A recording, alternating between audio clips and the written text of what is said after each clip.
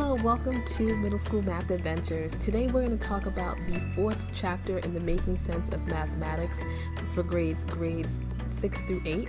And this book is about how to teach math using a very constructivist method called the TQE method. Today I'm going to talk about how I would use the TQE method to actually integrate literacy into math classes. So literacy and math kind of go hand in hand. Multiple states test for math and literacy comprehension, and this will be a great activity where you can integrate both into a math class. So let's talk about the middle grade progression. In this presentation, I'm going to talk specifically about functions. Chapter 4 discusses how to teach functions in your middle school classroom.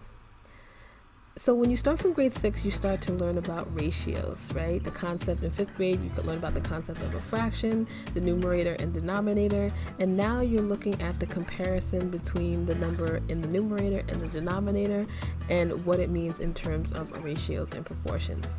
Then in the 7th grade, you start to compare the two by making them a unit, right? So what ratios of fractions, proportions, and also you're looking at similar shapes. So students are able to see how ratios can be used as a comparison point and in terms of proportionality. And then in the 8th grade, that's when you apply the concept of slope, which is y equals mx plus b, and apply the concept of a function to how to figure out slope. And if you guys know already, you probably already know that slope is a ratio, right? So it tells us at what rate does the line increase over time. So what is a function?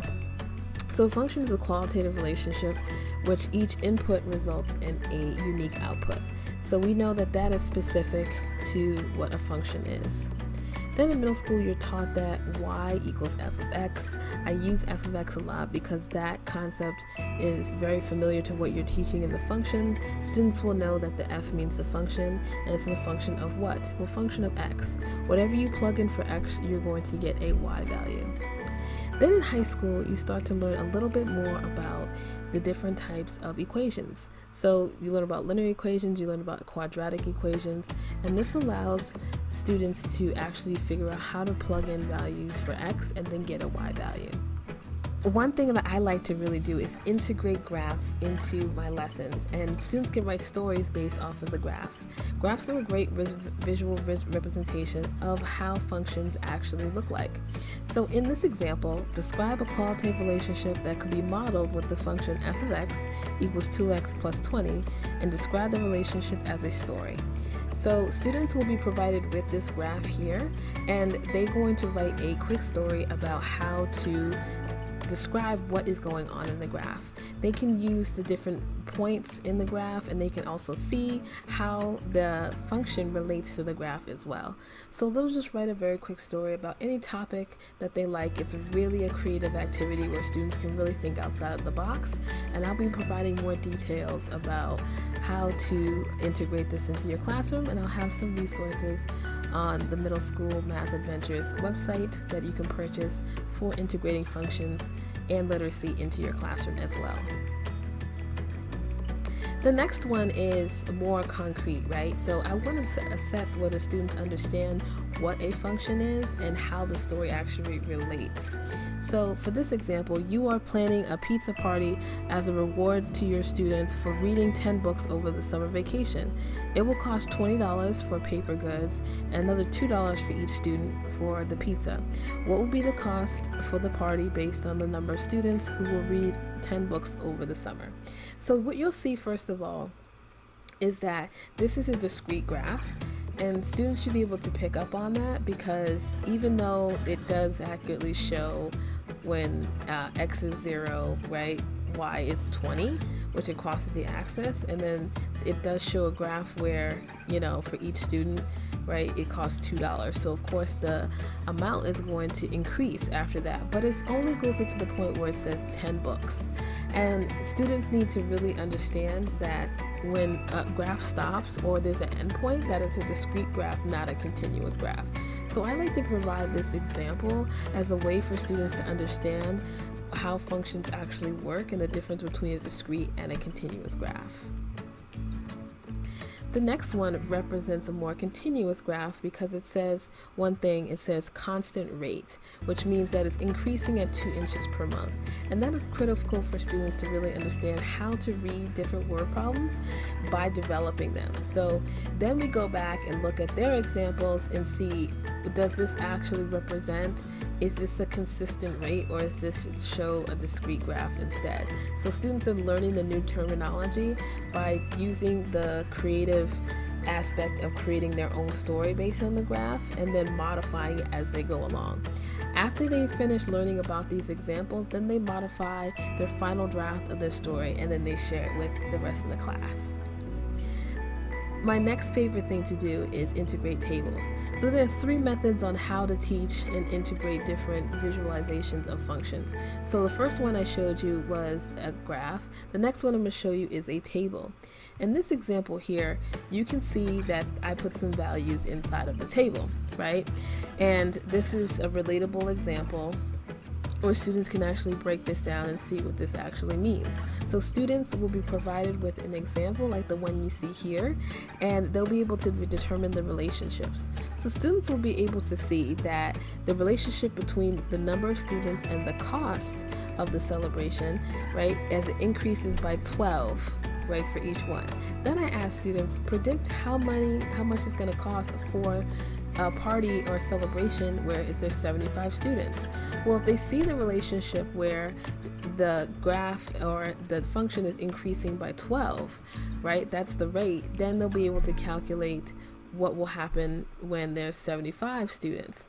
So by using a function. So I try to put together these 2 things and students will relate it to the story, right? So they'll be able to write out, okay, at 75 students, this is how much it's going to cost at this rate.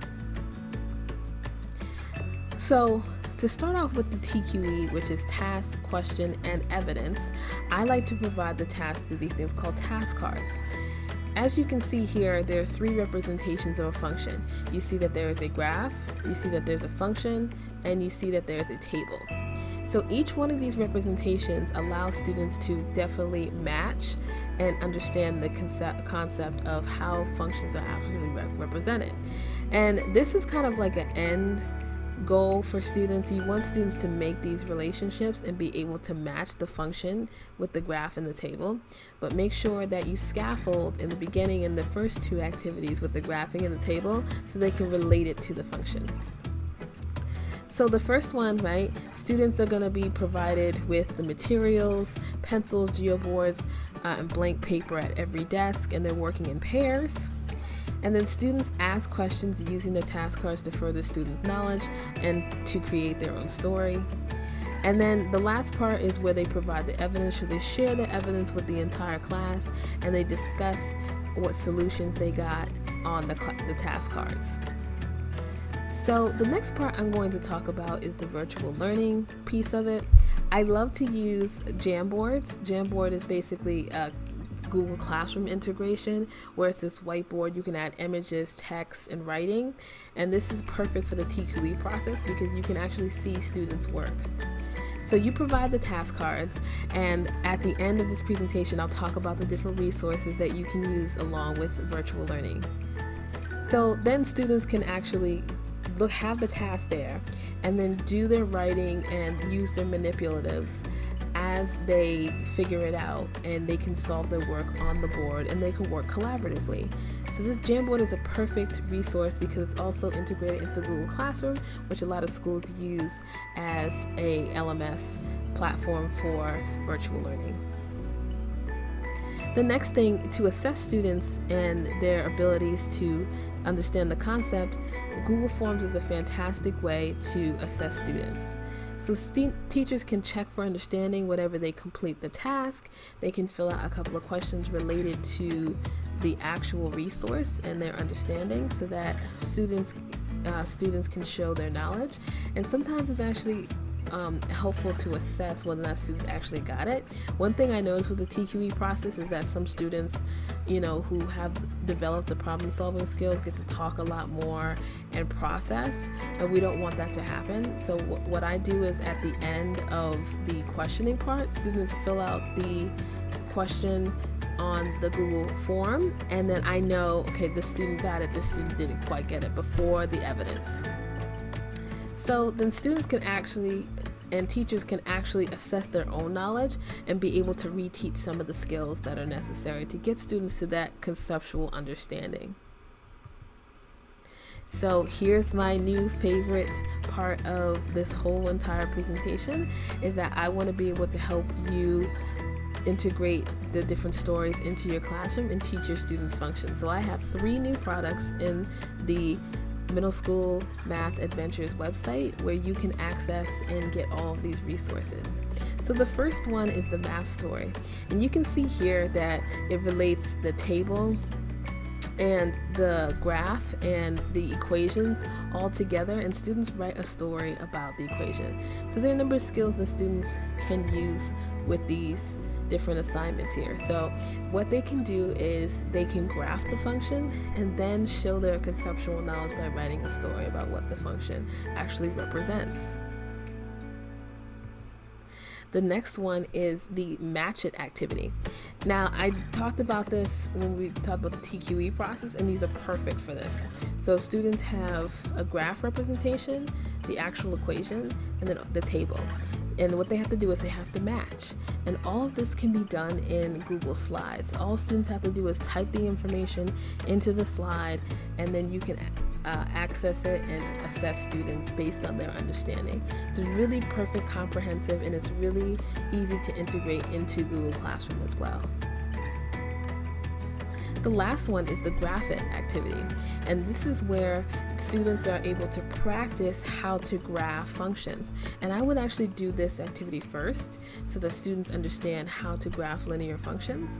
And all of these activities are scaffolded, so I make specific task cards and activities for when the slope is greater than 1, when the slope is less than 1, and then when the slope is in fraction form, so the students have a concept of what the different slopes look like and how to graph them and how to make tables for them. So there's a lot of operations involved in functions, and it's really a great way to have 3 different fabulous activities where you can teach your students how to assess their own understanding and develop that conceptual knowledge.